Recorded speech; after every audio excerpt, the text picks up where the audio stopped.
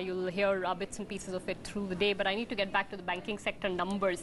A very interesting set of numbers from ICICI and a good point in time to actually discuss what the outlook for the broader banking sector from an earnings and an asset quality perspective is. That's ICICI Bank, in case you missed it, more than a 3% gain post those numbers. Hemendra Hazari, Head of Research at Nirmal Bang Institutional Equities, is joining us. Long-time watcher, has seen many up and down cycles in ICICI Bank and the banking sector, and also with us from a more credit quality perspective, Ajay Srinivasan, Director at CRISIL Research.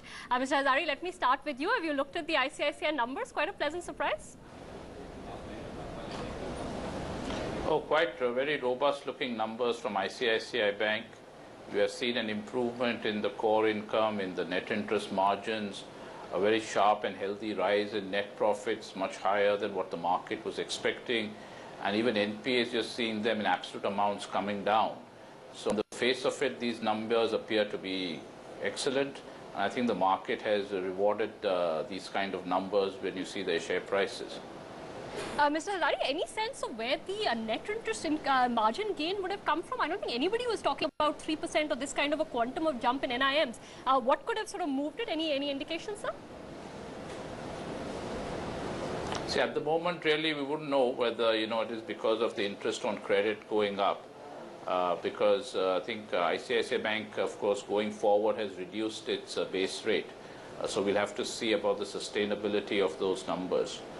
But I would just like to add, it would appear from some of the few large banks that have reported results till date, even a bank like IDBI Bank, which have exposures to corporate India, that these banks seem to be operating in a different plateau altogether as compared to the rest of the corporate sector. Because on one hand, we understand, and the media does report, that the corporate sector in India is under considerable pain. But some of the large banks which have significant corporate exposure seems to be totally insulated from this pain in the economy. How do you think that's happening, sir? I mean, again, I share your sort of, wonder on how this is happening. And, we've all been talking about asset quality concerns, restructuring issues. They're there. We're not saying they're not there. But in terms of the numbers, they've looked very manageable right now for the banks that have reported so far. Well, most definitely. I mean, one looking at bank earnings today, and from which few banks which have reported, you would expect corporate India to be booming. But sadly, that doesn't happen to be the case, and therefore there's always, a larger concern of what exactly is going on in the corporate exposures that large banks have. It is possible and plausible that some of these large banks really do not have the kind of exposures which are giving problems in the economy. So that does remain somewhat of a mystery. Very interesting. Mr. Hazari, just, one other specific point I wanted to pick up on was, there's been a lot of talk about credit deposit ratios, etc., at least backward looking for the last couple of quarters. How much attention do you pay to that? And say for ICICI, if it's at about 99% which is what my researchers are telling me, would that worry you? You see, ICICI Bank also does have some of its legacy liabilities still. Plus, it has come periodically coming to the market, so its equity component is somewhat larger than other banks. But obviously, in this type of environment, a very high CD ratio may not be sustainable. But ICICI Bank has been a little different on this particular ratio because of certain legacy issues.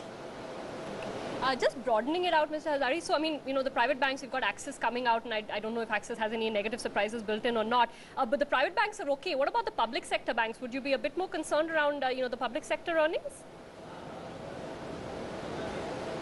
You see, I have been concerned about bank earnings for some time, but so far it has not been visible in their reported accounts and the reported numbers that they have been coming out with. And the market tends to reward banks which report higher net earnings, and that's what we are seeing.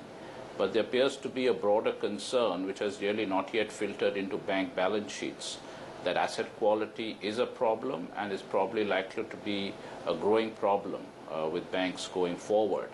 But still date, we are not seeing that. In fact, we are seeing the exact opposite, in that banks are coming out with very healthy looking earnings numbers.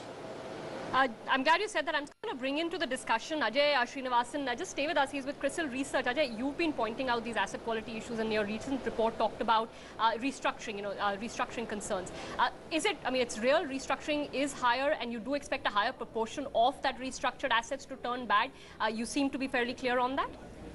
Yes, actually what is different from the asset quality concerns which we had in 2008-9 and what we have currently is in 2008-9, most of the restructuring stemmed to SME assets, and today most of the restructuring is happening in large corporate assets. That is why you are probably not seeing such a big slippage in gross NPA levels being reported by the banks. But even if you look at within the banking pack, public sector banks have been consistently reporting an increase in GNPAs, while private sector banks have been reporting better GNPA numbers. So we do expect that the asset quality concerns would continue for the next 1 or 2 years until the economy picks up. And secondly, there will be a market difference in the performance of public sector banks and private sector banks, because public sector banks, private sector banks do tend to have managed their asset quality relatively better. Okay, so in terms of the percentage that you're expecting to turn bad, and if you can give us a sense of whether it's going to be different for private banks and public banks? See, if you look at GNPA numbers as of March 11, both public and private sector banks were at about 2.3% of advances. And if you look at the number as of December 2011, public sector banks NPAs increased to 2.9, while private sector banks were at 2.1. So we can see the difference in the first 9 months of this year itself. And going forward also, we believe this trend will continue, and GNPA for the banking system would touch 3.2% by March 2013, and this would largely be because of some assets turning bad in the SME and the agricultural portfolio. Mr. Hazari, if you could hear those comments, would you tend to agree with what view sort of CRISIL has taken on restructured assets, the potential for them to turn bad? And I think it's interesting that he's saying that it's the large corporate guys who may be getting restructured, and hence the probability of them turning bad may be relatively lower, perhaps. Yeah, the probability of them turning bad, because really I do not differentiate that much between an NPA and a restructured standard loan, because at the end of the day, both accounts are unable to service the interest, but one is classified as NPA, the other is funded by the banking system further because they take a call that, this would turn good at some possible time in the future. Now, coming to the question of public versus private, today the pain is very much in the corporate sector and those SMEs linked to the corporates. According to me, both the public and the private banks have these exposures on their books. Probably the impact on some of these new private banks may be less because they have been able to regularly raise the equity at market determined prices, and therefore they have a much higher net worth for their asset quality problem than the government banks. But according to me, all these large corporates, they don't only bank with the PSUs, they also bank with the new private sector banks, and some of the new private sector banks have taken a strategy of lending to such projects. So according to me, there should not be that much of a difference in the type of exposures public and new private sector banks have taken. However, the impact may be more on the government banks because of the extent of the net worth that they have. Okay, got that. Just a last question to both of you, Mr. Hazari. Have you changed your view on banking stocks? Are you positive at all? And if so, which ones? Okay, for me too, I have really a negative stance on the banking sector because I believe the economy will have a more prolonged slowdown and therefore all banks would be impacted. However, having said that, I really don't see that in earnings in Q3 as well as in Q4, because as I'm saying, it does remain a slight mystery to me how these large banks appear to be insulated from the broader corporate slowdown. We do have positive on really two banks, HDFC Bank and Syndicate Bank, for the near term. And Ajay, from a more credit rating, bigger picture perspective, are you sort of relatively cautious about banks in the year ahead? In the case of banks, the healthy capital position of the banks is a big positive, and we believe that the government's continued reiteration of support to public sector banks would continue to be a positive for PSBs. But over the next year or so, there exists a real risk of asset quality turning worse, particularly with some of the restructured assets turning bad. And most of the restructured assets tend to belong to large sectors such as power, aviation, construction, engineering, telecom, textile, steel, and that is where the problem could lie.